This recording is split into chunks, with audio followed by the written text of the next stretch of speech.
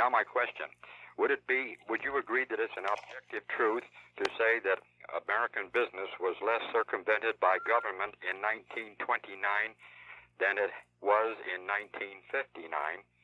And if that be the case, how would your objectivism advise the action taken in contrast to what was taken at the crash time in 1929 and the subsequent several years down into the depths of 32 and 33 of continued deterioration?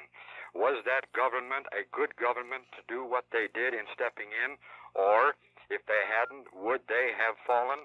Or, finally, is it nothing more than an admission that a government merely stepped in to attempt to stave up this other situation? No, I don't think you're putting your question properly. Philosophy does not give you directions for government policy of the moment, but if you want to state it in an issue of principle, what you're asking is, was it capitalism, that the free society that was responsible or that had caused the depression of 1929?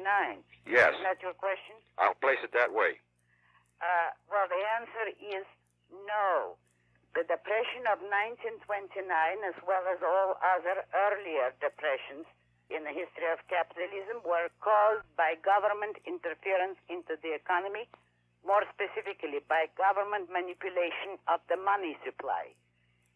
In 29, the factor directly responsible for the depression was the Federal Reserve System and their easy credit policy, which permitted an unwarranted expansion of business and which had to crash sooner or later, and incidentally, we are in the same situation today. That was coming to my mind. For details, bibliography on the subject, and books to read, I would suggest that you write to the Objectivist newsletter for a pamphlet entitled Popular Fallacies About Capitalism, written by Nathaniel Brandon. It will tell you in great detail in what manner the depression of 1929 was caused by the government. Now, as to your question about the Hoover government, was their policy proper? No, it was thoroughly improper, and the country would have had a chance to recover only if the government at that time had kept its hands off. It would have been bad, but it would have been of short duration, and there would have been a chance for the economy to get stabilized.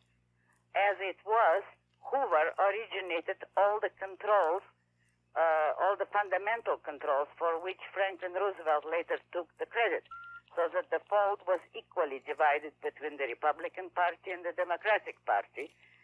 And the Depression was not cured, in effect, until World War II, if you want to call it a cure, because that is the usual cure, in quotes, of all controlled economies.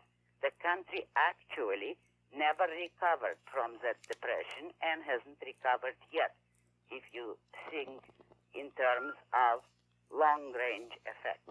Thank you, sir, for your call. Very thought-provoking. Thank you.